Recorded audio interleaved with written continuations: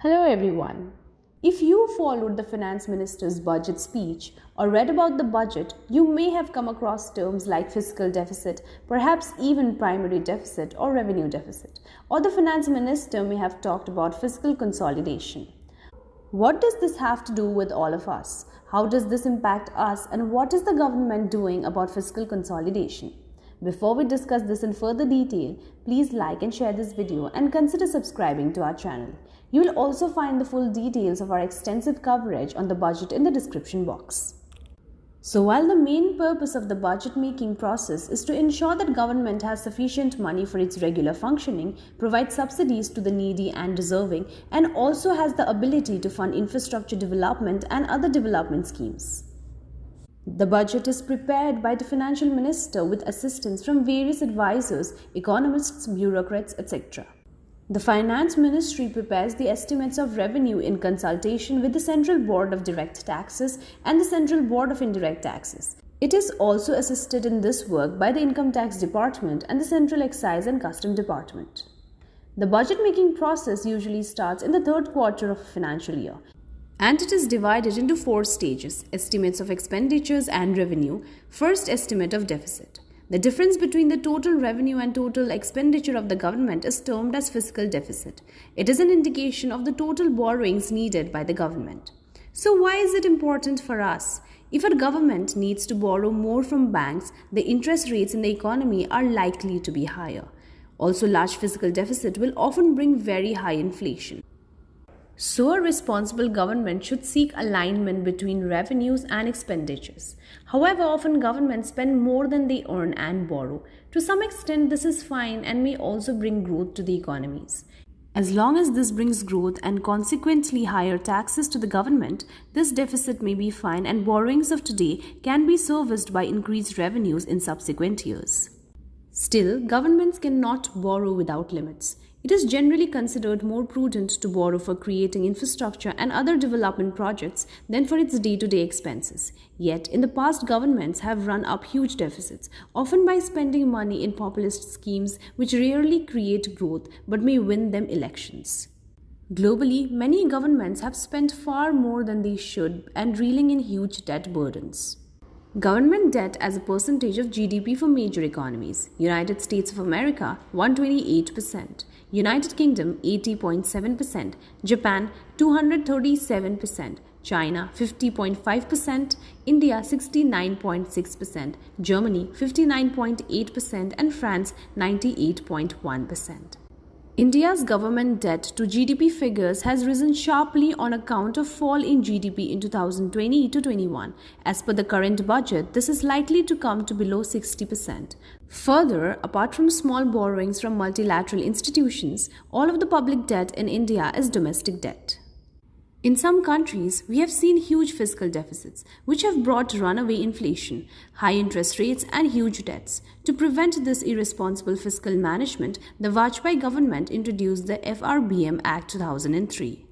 Fiscal Responsibility and Budget Management Targets. The Fiscal Responsibility and Budget Management Act 2003 requires the central government to progressively reduce its outstanding debt, revenue deficit, and fiscal deficit. The central government gives 3-year rolling targets for these indicators when it presents the union budget each year.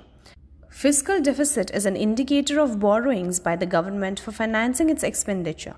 The estimated fiscal deficit for 2023 to 24 is 5.9% of GDP, well below the 6.4% budgeted for 2022 to 23. The fiscal deficit for 2021 to 22 was 6.7%, which was lower than revised budget estimates of 6.9%. The state will be allowed a fiscal deficit of 3.5%.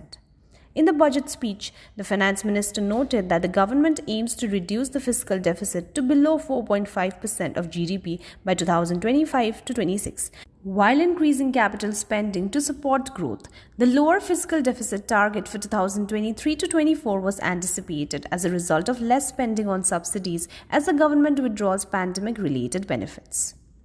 While we notice that the fiscal deficit has been coming down, it is still relatively high.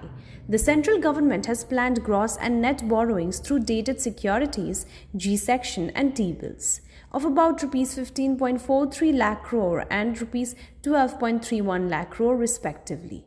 In BE 2023-24, which is 8.6% and 1.9% higher than gross borrowings of rupees 14.21 lakh crore and net borrowing of rupees 12.08 lakh crore in RE 2022-23.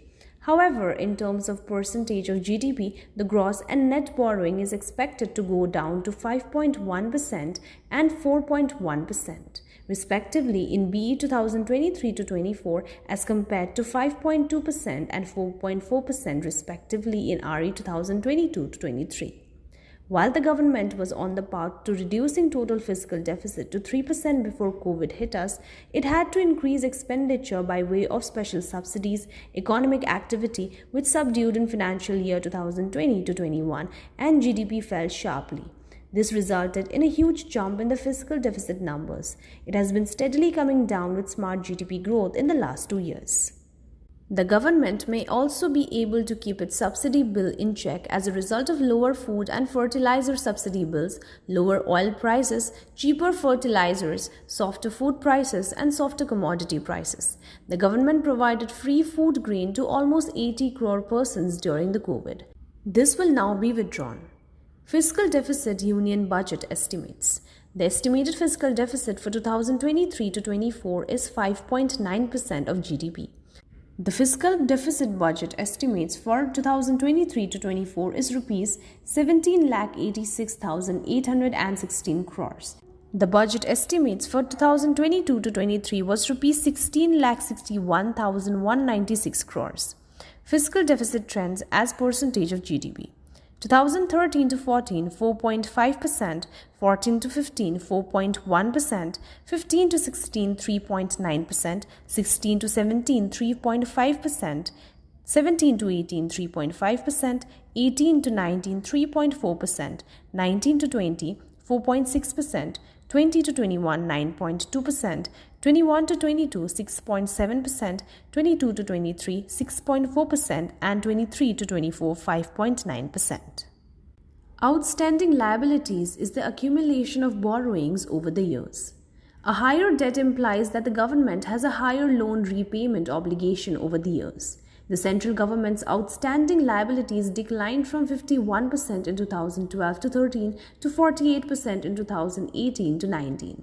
From 2019-20 onwards, outstanding liabilities have been and reached a high of 61% in 2020-21. They declined to 57% in 2021-22 and are expected to remain in this level in 2023-24. The interest payments over percentage of revenue receipts increased from 36% in 2011-12 to 42% in 2020-21. As per the budget estimates, this figure is expected to marginally reduce to 41% in 2023-24. Sources of financing the fiscal deficit are market borrowings, securities against small savings, state provident funds, internal or external debt, etc.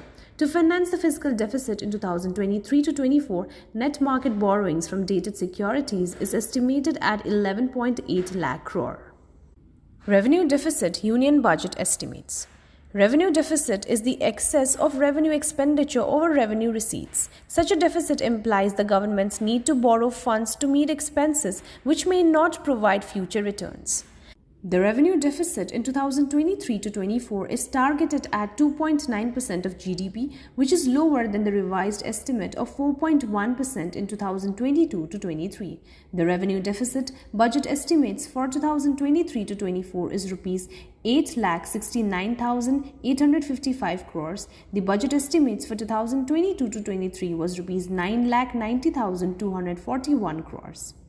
Revenue deficit trends as percentage of GDP. 2013-14, 3.2%, 14-15, 2.9%, 15-16, 2.5%, 16-17, 2.1%, 17-18, 2.6%, 18-19, 2.4%, 19-20, 3.3%, 20-21, 7.3%, 21-22, 4.4%, 22-23, 3.8%, and 23-24, 2.9%. Primary Deficit Union Budget Estimates. The primary deficit is estimated to be 2.3% of GDP in 2023-24. Estimates for 2023-24 is Rs 7,06,845 crores.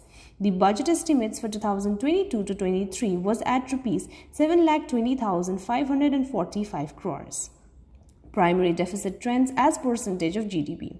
2013-14 1.1%, 14-15 0.9%, 15-16 0.7%, 16-17 0.4%, 17-18 0.4%, 18-19 0.4%, 19-20 1.6%, 20-21 5.8%, 21-22 3.3%, 22-23 2.8%, 23-24 2.3%.